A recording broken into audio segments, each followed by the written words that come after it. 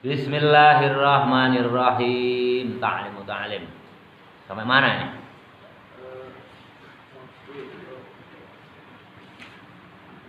Tadumu itu ya. Ala innal hadatsata la tadumu. Itu. Iya betul ya. La yujhidu nafsahu, ya diulang dari situ aja. Kalau nggak salah itu matin itu kalau nggak salah ya. Atau qala Rasulullah aja dari situ. Ya, udah ketemu belum? 1, 3, 4, 5, 6, 7, 8. Baris ke-15 dari atas itu. Qala Rasulullah itu. Sampai situ. Agama itu kuat. Ya. Ya, qala Rasulullah udah ketemu. Bismillahirrahmanirrahim. Qala Rasulullah sallallahu alaihi wasallam. Qala bersabda Rasulullah sallallahu taala. Rasulullah sallallahu alaihi wasallam. Ala, ini yang bersabda Rasul. Berarti apa? Hadis. Ala inna haddina matinun. Nah, kemarin tuh sampai situ kalau nggak salah. Ala, ingatlah. Ini yang bersabda Nabi. Inna hadad dina, sesungguhnya ini agama matinun, sangat kuat. Wa auhilu, maka rajinlah. Fa'auhilu, maka rajinlah kalian. Kata sabda Rasul ini, yang bersabda Rasul. Fa'auhilu, maka rajinlah sekalian fihi, di dalam agama. Artinya rajin dalam agama itu apa? Ya kalau santri itu ya rajin belajar. Di samping juga harus melaksanakan kewajiban ya. Artinya apa? Yang melaksanakan kewajiban, menjauhi semua larangan, itu agama. Kewajibannya santri ya belajar. Maka rajinlah kalian semuanya fihi, di dalam agama, birifkin, dengan kasih sayang. Nah, kemarin sampai sini ya. Wala tubghid,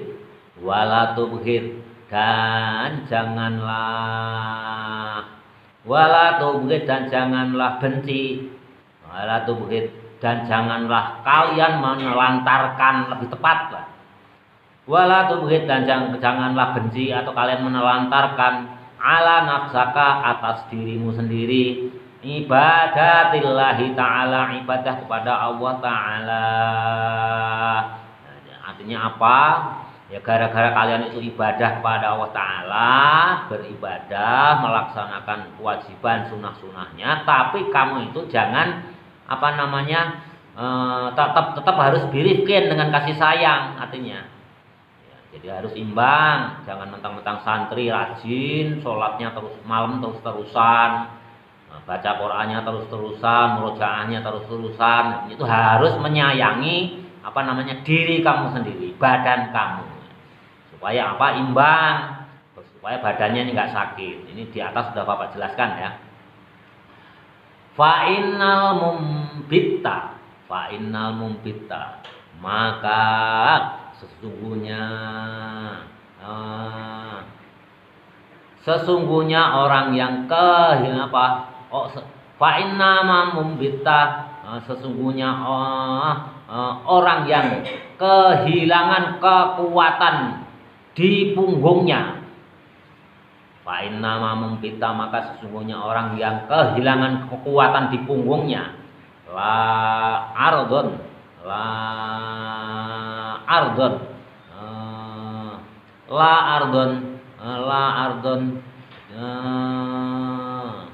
qata'a wala dhuhrun.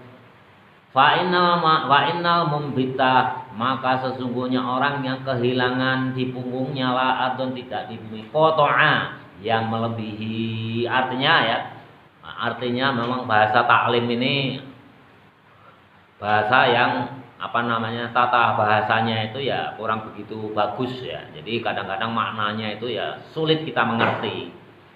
Jadi kalau kalian duduk di pelana di pelana onta atau kuda, itu yang dimaksudnya orang yang kehilangan kekuatan di punggungnya. Maksudnya apa? Kalau kalian duduk di atas pelana kuda atau onta, itu kan lama-lama capek ya. Itu yang dimaksud kekuatan di punggungnya, ya di punggung apa? Di punggung kendaraan yang dinaiki. Kalau kita naik kuda itu duduk di atas pelana, terus di pelana kuda atau pelana apa? Onta. Itu ya lama-lama kita capek ya. Itu yang dimaksud fa innal mumbitala ardu.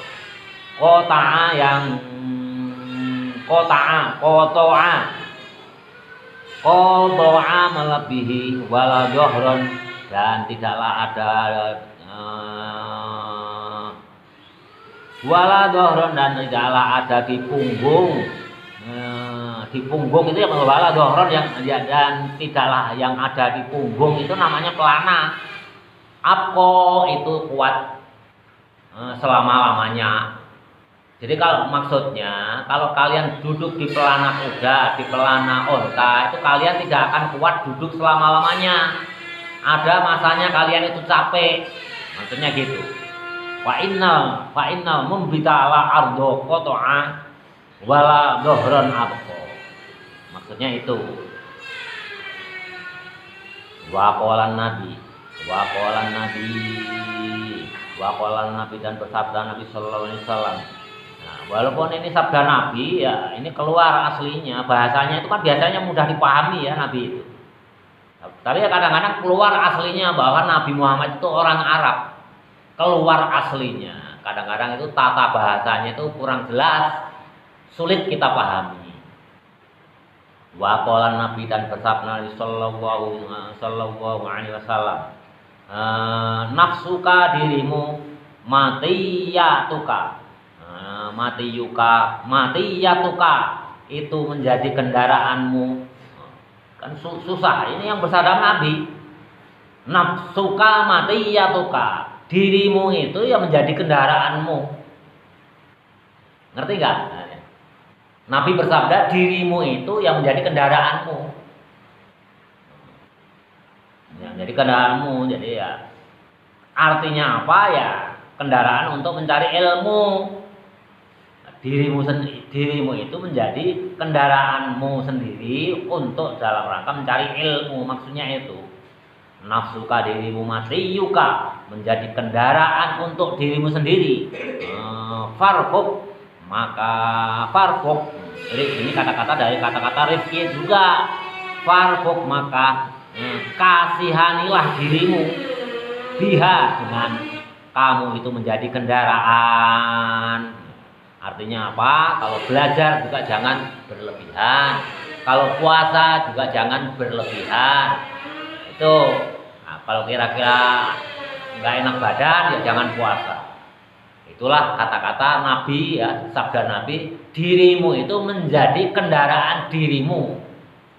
Artinya itu, kalau belajar ya jangan berlebihan. Kalau main ya jangan berlebihan. Sesuatu itu jangan berlebihan. Makan juga jangan berlebihan. Coba aja kalau kalian makan berlebihan, sakit perut, kamar kaan. Kalau lapar juga jangan kelebihan, menjadi penyakit mah lambung.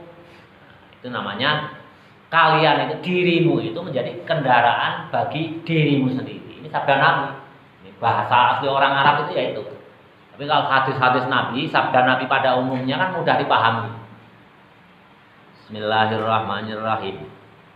Farfuk, maka kasihanilah biha dengan dirimu, wala buta dan wajib li talibil ilmi, bagi pencari ilmu yang murid santri, minal himmati, dari cita-cita aliyati yang tinggi. Tapi kamu harus menyayangi dirimu sendiri dalam suatu hal, jangan berlebihan. Tapi kamu wajib, bagi santri wajib mempunyai cita-cita yang tinggi. Fil ilmi, di dalam ilmu. Fa innal mar'a, maka sesungguhnya seseorang yatiru, yang bisa terbang. Yatiru bisa terbang. Yatiru bisa terbang. Toro itu terbang. Burung yatiru yang bisa terbang. Bihimmatihi, dengan cita-citanya seseorang. Jadi kamu itu harusnya bisa terbang. Santri itu bisa terbang. Dengan apa terbangnya? Dengan cita-cita yang tinggi. Katoiri seperti burung, yatiru yang terbang itu burung, bijanahaihi dengan kedua sayapnya. Kata Nabi, santri itu harus bisa terbang. Terbangnya dengan apa ya Rasul? Seandainya kita ketemu dengan Rasul, ya dengan cita-cita. Kalian harus punya cita-cita yang tinggi. Bisa nggak kalau kita dengan cita-cita yang tinggi bisa terbang? Bisa. Kamu pernah berkhayal belum naik pesawat? Pernah belum? Wah, saya berkhayal naik pesawat kemana? Ke Mekah naik haji. Ya kalian harus punya cita-cita. Kalau kalian nggak ada cita-cita bisa terbang dengan pesawat terbang naik haji ke Mekah, kalian nggak akan bisa. Tapi kalau kalian punya himmah atau cita-cita, santri punya cita-cita yang tinggi, kalian akan bisa terbang. Tapi kalau nggak punya cita-cita ya gimana bisa terbang? Ya sama sepemberinya Allah aja, sama senyampainya. Ya itu namanya orang yang yang nggak punya rasa himmah cita-cita. Ya celaka kita. Ya akhirnya bodoh longa-longo kayak kebo. Tapi kalau kalian pengen jadi orang yang sukses, sabda Rasul diumpamakan kita ini seperti burung, bisa terbang. Terbangnya dengan apa? Dengan cita-cita. Misalnya kalian, saya ingin cita-cita menjadi presiden. Bisa. Ya harus berjuang keras, belajar dengan rajin, bekerja keras ya, di bidang supaya menjadi titik cita-cita kita menjadi presiden gitu. Tapi kalau kita nggak punya cita-cita yang tinggi ya, cita-cita saya yang penting saya mah hidup aja, bisa makan.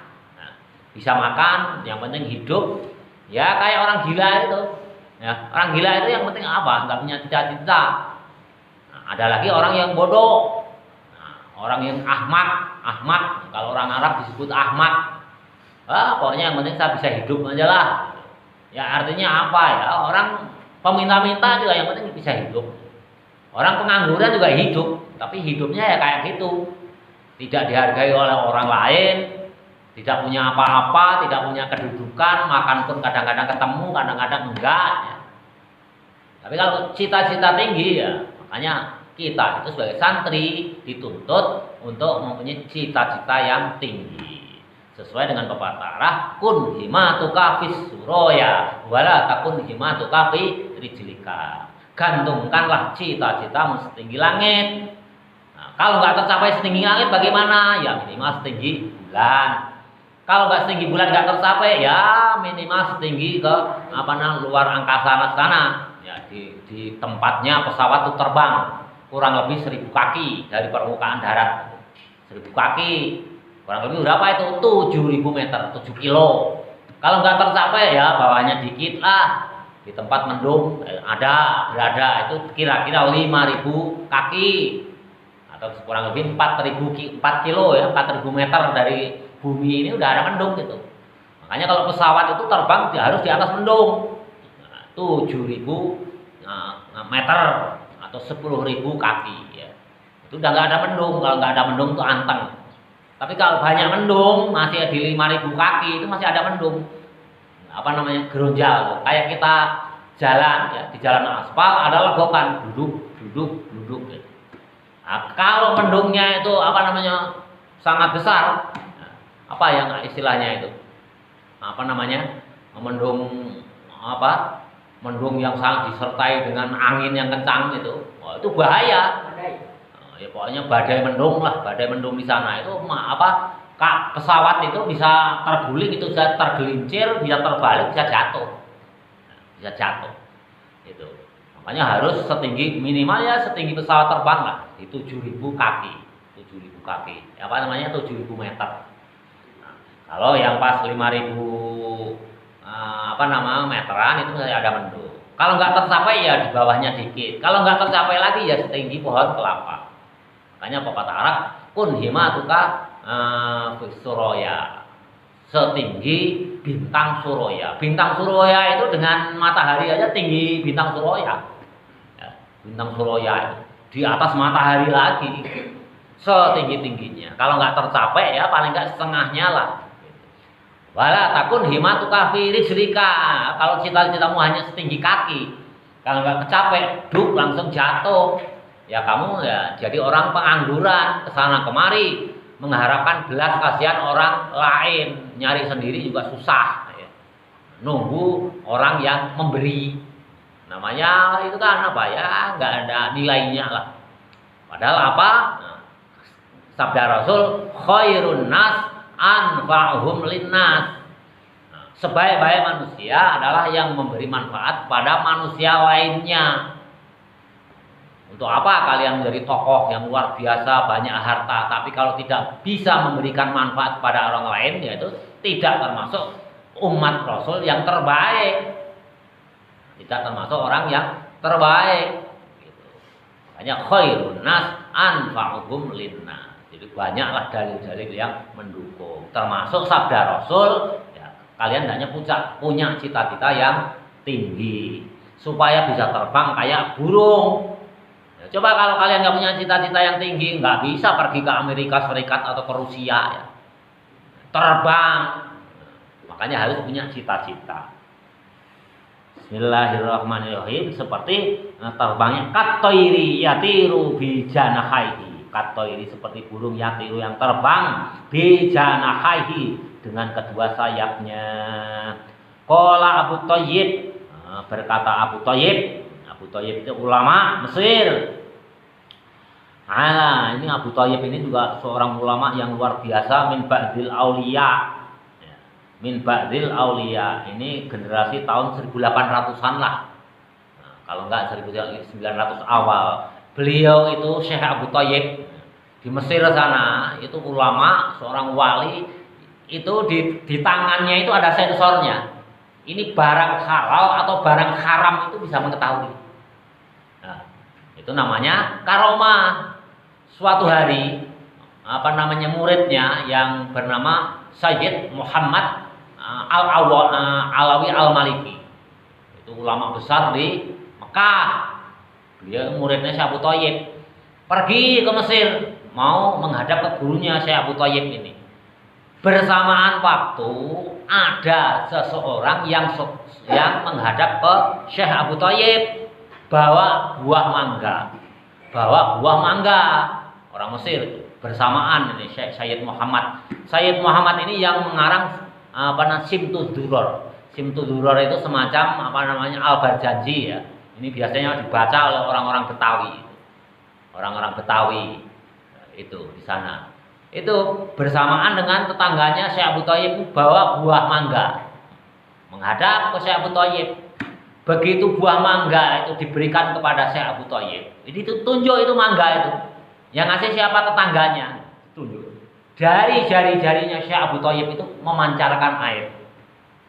Luar biasa ya, ulama itu, aulia itu kalau sudah diberikan karomah, memancar, menetes itu dari jari-jarinya Syekh Abu Thayyib keluar air. Nah, lantas apa? Beliau berkata, Fulan, dah kamu bawa pulang ini manggamu. Ini barang haram ini. Enggak, Syekh, enggak, ini barang halal, ini ikhlas saya berikan kepadamu. Enggak, ini barang haram. Dari mana kamu dapat? Ya, akhirnya ngaku. Tetangganya yang membawakan buah mangga kepada Syekh Abu Thayyib ini ngaku, ya Syekh, saya ngaku. Terus terang, buah mangga ini saya dapat ngambil dari pohonnya tetanggaku. Tetanggaku itu punya pohon mangga itu banyak sekali, kebun mangganya itu luas. Sekarang waktunya panen buah mangga. Tapi tetanggaku ini sangat pelit, tidak pernah kalau panen buah mangga itu membagikan mangganya itu ke tetangganya. Saya itu orang miskin, saya sangat keki, pokoknya benci sama tetangga saya itu kok nggak pernah bersedekah mangganya. Sedangkan kebunnya luas, mangganya banyak. Sedangkan di hati saya ada niatan memberikan hadiah kepada tuan guru, kepada Syekh Abu Thayyib. Makanya karena saya benci kepada tetangga, di kebunnya luas, mangganya banyak, panen enggak dibagi, saya petiklah beberapa buah, lantas saya bawa ke sini untuk hadiah untuk Syekh, untuk tuanku. Oh gitu, ya udah kalau begitu bawa pulang, kembalikan. Luar biasa Syekh Abu Thayyib ini, jadi luar biasa. Inilah cerita-cerita ini gurunya Syekh Sayyid Muhammad Alawi Al-Maliki. Sayyid Muhammad ini siapa? Sayyid Muhammad ini gurunya Kiai Maimun Zubair Sarang yang kemarin beberapa tahun yang lalu meninggal di Tanah Suci. Ya. Gurunya Syekh Maimun Zubair sempat ketemu sama Sayyid Muhammad ini. Maimun Zubair gurunya Kiai Haji Bahauddin Nur Salim yang terkenal dengan nama Gus Baha. Jadi belum lama, generasinya itu belum lama. Ya, Syekh Thoyib ini juga belum lama. Nah, 1800-an ya, awal seandainya 1900-an lah. Kurang. Jadi belum lama. Ulama besar min ba'dil auliya punya karomah, punya sensor. Setiap barang yang haram kalau beliau pegang, jari-jarinya itu meneteskan air. Syekh Thoyib. Bismillahirrahmanirrahim.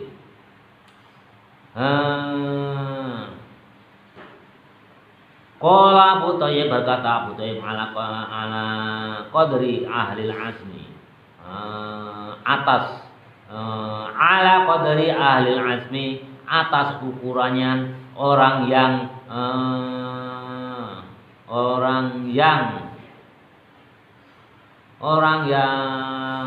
mempunyai cita-cita. Ala qadri ahlil azmi, atas ukurannya seseorang yang mempunyai cita-cita, takti akan didatangkan kepadanya. Ya, kalau orang yang mempunyai cita-cita, maka akan didatangkan kepadanya al-azaimu, beberapa cita-citanya. Jadi kalau kalian punya cita-cita, maka cita-cita itu akan didatangkan oleh Allah kepadamu, pada orang yang mempunyai cita-cita, tapi tidak semuanya. Hanya beberapa. Misalkan kalian punya cita-cita 10, mungkin yang dikabulkan oleh Allah mungkin barangkali 4 atau 5 atau 7. Ya tergantung usaha kita. Wa ta'ti, dan akan didatangkan ala qadril karimi, ala qadri, atas seukurannya, al karimi, beberapa kemuliaan, al makarimu, beberapa derajat kemuliaan. Nah, di samping cita-cita itu akan didatangkan oleh Allah kepada orang yang mempunyai cita-cita, kemuliaan pun akan diberikan Allah kepada orang yang mempunyai cita-cita. Jadi kecil, makanya kalian santri masih kecil itu beruntung, punyalah cita-cita dengan segala keterbatasan. Kalau kalian gak punya uang, ya Allah, kenapa ini orang tuaku ekonominya terbatas? Jangan kecil hati. Punya cita-cita yang setinggi langit. Ya Allah, kenapa bapakku, ibuku kayak begini? Nah, apakah saya nanti bisa menjadi orang yang sukses? Jangan kecil hati. Nabi Muhammad umur 2 tahun ya, meninggal ibunya ya. Udah yatim piatu. Ya. Punya cita-cita. Ya, kalau Nabi terlalu jauh ya kita umpamakan, tapi banyak ya contoh-contoh orang yang yatim piatu itu justru orang yang seperti Imam Syafi'i itu. Imam Syafi'i kan sama dengan orang kita kalau mencontohkan Nabi terlalu jauh. Imam Syafi'i itu anak yatim, itu karena kemauan ibunya kuat, selalu mendoakan, dan kemauan Imam Syafi'i kecil itu kuat. Umur 2 tahun 3 tahun itu digendong-gendong sama ibunya itu ngaji. Yatim ya, umur 2 tahun 3 tahun juga udah yatim Imam Syafi'i itu. Orangnya tidak begitu kaya ya. Enggak kaya, anak orang miskin Imam Syafi'i itu ya. Enggak kaya gitu. Dari Palestina ke Mekah itu ibunya digendong itu jalan kaki itu. Imam Syafi'i itu akhirnya ada ulama besar yang mampu mewarnai. Bahkan mazhabnya pun terbanyak diikuti oleh orang di dunia, orang Islam di dunia ini. Mazhab yang paling besar adalah mazhab Syafi'i ya. Indonesia aja berapa yang ikut mazhab Syafi'i? Asia Tenggara itu mayoritas juga mazhab Syafi'i. Asia Tenggara itu mazhab Syafi'i kebanyakan. Nanti ada yang Asia Tengah yaitu Pakistan, Bangladesh, itu mazhab Hanafi. Mazhab Hanafi. Ya, makanya kalau kalian nanti ditakdir ke Mekah jangan kaget, mazhab Hanafi itu sholat di Mekah aja orang perempuan itu hanya segini aja bajunya. Ya, ada itu semacam-macam itu. Karena 4 mazhab. Jadi kalian kalau ditakdir ekonominya atau orang tuanya kok tidak sebaik, nah, tidak sebaik yang dengan apa yang kalian pikirkan, jangan kecil hati. Imam Syafi'i, kalau Imam Bukhari jelas beliau juga anak yatim, tapi kebetulan orang kaya. Tapi kalau Imam Syafi'i itu dulu orang tuanya itu nggak punya tinggalan apa-apa, hanya tinggalan rumah yang jelek, hanya dijual untuk bekal mengantarkan Syafi'i kecil dari Palestina ke Mekah dengan berjalan kaki, nggak tahu berapa ratus kilo ya. Nah, kalau Imam Bukhari itu memang orang tuanya kaya, beliau menjadi anak yatim itu meninggalkan harta banyak. Tapi ya sama, namanya anak yatim kan. Gitu. Jadi kalian jangan berkecil hati, nanti akan diberikan apa yang kalian cita-citakan dan kemuliaan. Jadi kalau kalian punya cita-cita jangan tanggung-tanggung. Nah, udahlah saya setelah khususnya yang kelas 3 keluar dari sini ya, yang penting inilah karena orang tua aku begini. Jangan. Nah, kemarin baru tadi pagi Bapak buka YouTube. Buka YouTube pas kebetulan muncul itu di beranda itu. Ada seorang tentara, udah jadi tentara ini. Prajurit 2, merah 1 itu baris di lantai. 2 orang itu dibariskan itu. Kamu masuk tentara apa modalnya? Saya hafal 10 juz, komandan. Yang ini saya hafal 20 juz. Baru tadi pagi saya buka YouTube. Disuruh ngapalin ya hafal. Masuk tentara modalnya ijazah plus hafal Quran 10 juz, yang satu 20 juz. Tuh, masuk tentara aja diprioritaskan.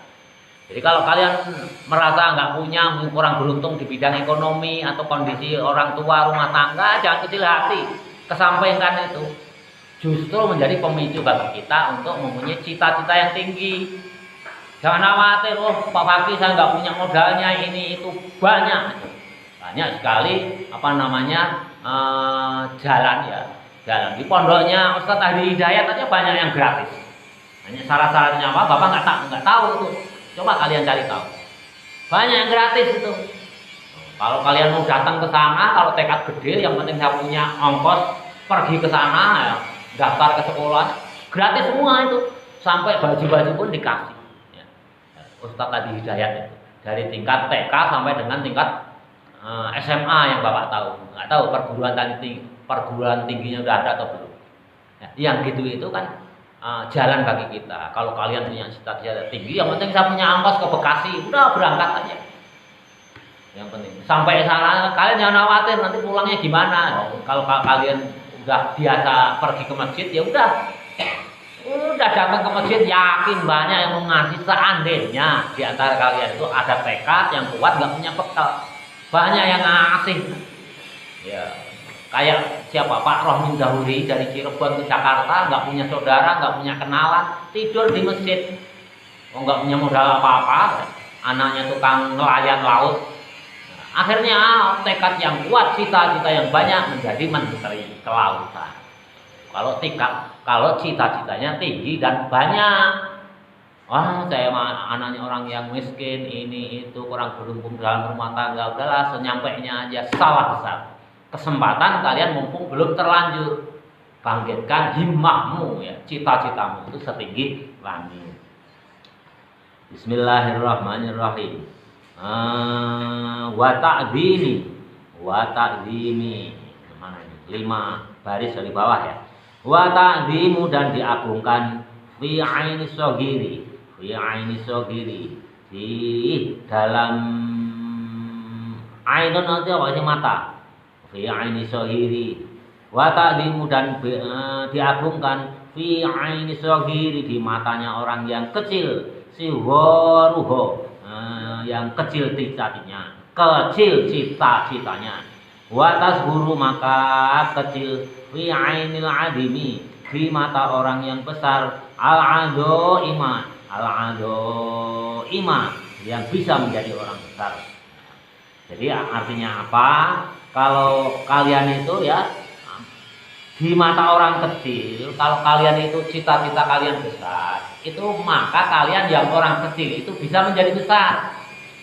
Tapi orang besar ya, kalau di matanya itu cita-citanya hanya kecil ya, walaupun dia keturunan orang besar, dia nanti menjadi orang yang kecil. Jelas ya? Itu. Makanya wa ta'zimu fi ainis shaghiri, wa ta'zimu dan keagungan fi ainis shaghiri, di mata orang kecil, siwaruha yang cita-citanya kecil, wa tashuru dan menjadi kecil fi ainil azimi di mata orang yang besar.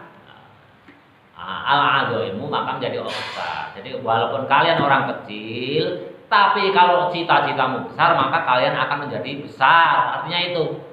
Tapi toh seandainya kalian itu orang besar, orang tuamu kaya raya, apa-apa ada, tapi kalau cita-citamu kecil, di mata kamu cita-citanya itu kecil, ya nanti tetap kalian itu menjadi orang yang kecil. Jelas ya? Jadi khususnya yang kelas 3 ya, hendaklah tetap cita-citamu itu yang mau masuk SMA ya masuklah SMA. Saya harus masuk SMA. Apa aja SMA-nya? Pasundan, mau SMA Nahdlatul Ulama atau SMA Muhammadiyah. Jangan khawatir, tidak harus terpaku ke negeri ya. Begitu lulus SMA, saya selama sekolah di SMA target harus bisa masuk tentara. Setiap jam 1, jam 2 olahraga. Dari kelas 1 lari minimal 1 jam, 2 jam. Nah, nanti begitu lulus kelas 3, fisik kalian udah siap jadi tentara. Masuk tes kesehatan ya lulus. Rata-rata yang masuk tentara polisi itu tes fisiknya ya. Kalau hanya tes tes teorinya mudah dipelajari, di Google banyak bahannya. Tapi kalau fisik kan nggak bisa kita dapatkan dari mana-mana ya. Kalau teori kalian banyak jalan mendapatkan, di Google juga banyak, di teman-teman kalian yang udah jadi polisi atau tentara kalian nanya bisa. Tapi kalau fisik ini sulit, yang membentuk ya dirimu sendiri. Habis ya siang hari ya panas matahari yang yang terik, kalian lari 1 jam, mulai setengah jam dulu. Selama kelas 1 sampai kelas 3. Begitu lulus SMA, fisik kalian udah jadi, tinggal masuk tentara mudah itu. Makanya harus cita-cita yang tinggi. Kalian jangan ini, walaupun lulusan SMA yang favorit, tapi kalau fisiknya letoy, ya letoy. Tapi kalau kamu udah siap selama 3 tahun, kelas 1 SMA, saya lulus SMA, target masuk polisi misalkan. Latihan jam 1, lari. Bertahap ya, terik matahari, paling efektif. Latihan push up, kojam, apalagi. Segala sesuatu bertahap, jangan yang rifki, yang kasih sayang terhadap badan, bertahap aja, lari ya 15 menit dulu, kan siang matahari terik itu kan berat ya, 10 menit dulu, 15 menit, 25 menit, bertahap. Inilah namanya rifki, kasih sayang kepada diri sendiri. Dirimu itu adalah kendaraan bagi dirimu sendiri ya, sabda Rasul itu. Nanti kalau lama-lama 2 jam itu ringan. Begitu tes masuk polisi atau tentara, dites suruh mengikuti memutari stadion Persib sana di Bandung. Biasanya tes kan di sana itu di Bandung 3 kali ya, ringan. Karena kalian sudah terlatih selama 3 tahun. Bagi angkatan laut ya latihan renang. Pak Baki, di tempat saya nggak ada kolam renang di sungai. Sungai. Dulu pakai masa kecil itu kalau sungainya itu banjir besar, itu loncat itu dari jembatan biur ke dalam sungai, renang jago Bapak. Itu bukan hanya di kolam renang kecil itu, sungai yang banjirnya besar, banjirnya kecil malah nggak berani, takut kena batu, kena apa. Kalau besar berani terjun dari jembatan biur. Nanti cari minggirnya di tengah sawah yang datar, itu baru minggir. Jalan kaki lagi ke atas, naik ke jembatan lagi, loncat lagi. Ya, itu dulu bapak anak kecil gitu. Nah, tapi intinya kalau yang angkatan laut ya bisa renang ke manapun ya, masa sih ya sebulan sekali atau apa. Tapi yang paling penting itu fisik. Setiap terik matahari ya jam 1 ya setengah 1 ke atas sampai jam setengah 3 latihan renang lari bertahap. Lulus SMA mudah jadi tentara atau polisi. Jadi jangan khawatir, udahlah. Kiki itu harus semangat.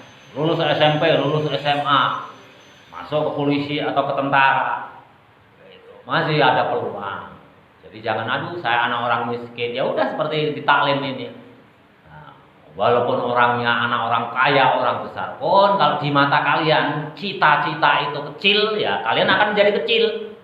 Tapi kalau kalian orang kecil tapi di mata kalian cita-cita kalian itu tinggi, ya nanti akan berhasil. Wallahu a'lam bissawab.